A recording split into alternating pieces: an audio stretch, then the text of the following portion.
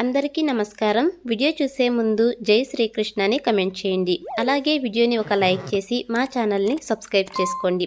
September 18వ తేదీ అంటే రేపే చంద్రగ్రహణం. ఈ తప్పులు చేస్తే మాత్రం జీవితాంతం డబ్బు కష్టాలు వస్తాయి. మరి ఆ తప్పులు ఏంటో ఈ వీడియోలో తెలుసుకుందాం. ఈ నెల సెప్టెంబర్ 18వ తేదీన రెండవ చంద్రగ్రహణం సంభవించనుంది. మన హిందూ మతంలో మాత్రం చంద్రగ్రహణానికి ఎంతో ప్రాధాన్యత ఉంది.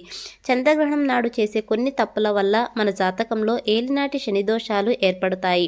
సెప్టెంబర్ 18వ తేదీ ఉదయం 6:11 చంద్రగ్రహణం ప్రారంభమై ఉదయం 10:17 ముగుస్తుంది. మొత్తం 4:06 పాటు ఉంటుంది. కాబట్టి ఈ సమయంలో మాత్రం పొరపాటున కూడా కొన్ని తప్పులు చేయకూడదని పండితులు చెబుతున్నారు. ఒకవేళ చేస్తే మాత్రం జీవితాంతం కష్టాలను అనుభవించాల్సిందే. ముఖ్యంగా గ్రహణ సమయానికి ముందే ఉదయమే టిఫిన్లు తయారు చేసి తినేసేయండి. ఈ గ్రహణ సమయంలో వంటగదిలో ఏ పనులు చేయకండి. ముఖ్యంగా గ్రహణం సమయంలో ఆహారం మాత్రం వండకూడదు. చంద్రగ్రహణం ఉన్నంతసేపు ఏమీ తినకూడదు. కాబట్టి ఈ గ్రహణ సమయంలో మీ వంటగదిలో ఉండే స్టవ్ని వెలిగించి వంట చేయకూడదు. ఈ గ్రహణం సమయంలో మీ ఇంట్లో వండిన ఆహారం మీద తులసి ఆకులను కానీ గరికను కానీ వేయాలి. ఇలా చేస్తే ఆహారం కలుషితం కాకుండా ఉంటుంది.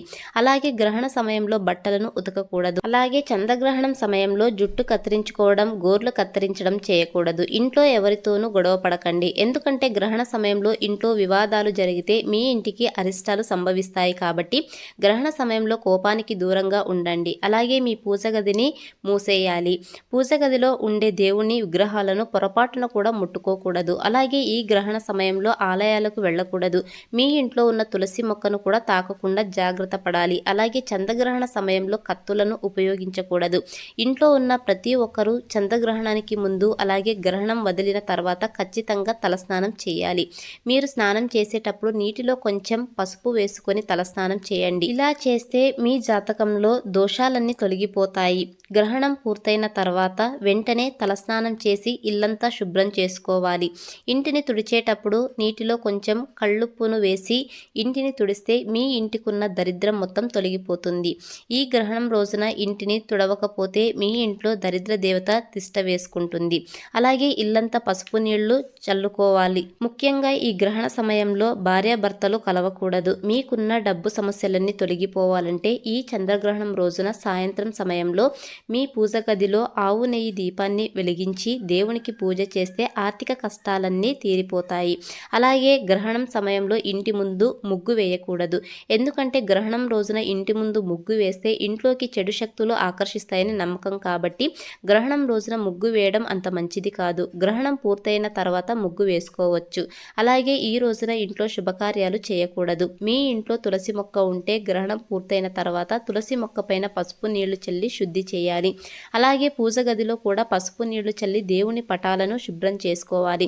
ఇలా చేయడం వల్ల గ్రహణం వల్ల ఏర్పడిన నెగిటివ్ ఎనర్జీ మొత్తం తొలగిపోతుంది. ఈ గ్రహణం రోజున రాత్రిపూట చంద్రుడిని చూస్తూ మీ మనసులో ఏదైనా కోరుకుంటూ చంద్రునికి నమస్కారం చేస్తే మీరు అనుకున్న కోరికలు తప్పక నెరవేరుతాయి. అలాగే చంద్రగ్రహణం రోజున మీ ఇంటి ముందుకు పక్షులు కానీ కాకులు కానీ వస్తే ఆహారంగా వాటికి కొన్ని బియ్యం గింజలను వేయండి. ఇలా చేస్తే మీ పితృదేవతల ఆశీర్వాదంతో ఇంట్లో ఏ కష్టాలు లేకుండా అష్టైశ్వర్యాలతో జీవిస్తారు. ముఖ్యంగా ఈ రోజున మాంసాహారానికి దూరంగా ఉండాలి.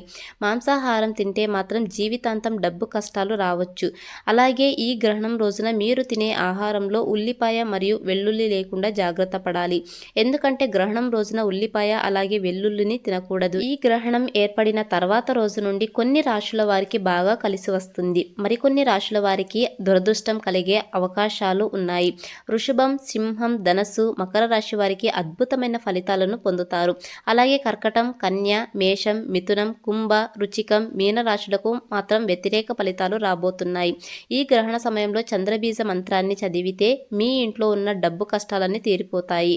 అలాగే ఓం గౌరి శంకరాయ నమః అనే మంత్రాన్ని 3 సార్లు చదివితే మీ జాతకంలో ఉన్న దురదృష్టం తొలగిపోయి అదృష్టం వరిస్తుంది. గ్రహణ ప్రభావం ఎక్కువగా ప్రెగ్నెన్సీ మహిళల పైన ఉంటుంది. కాబట్టి ఈ సమయంలో గర్భిణులు జాగ్రత్తలు తీసుకోవాలి.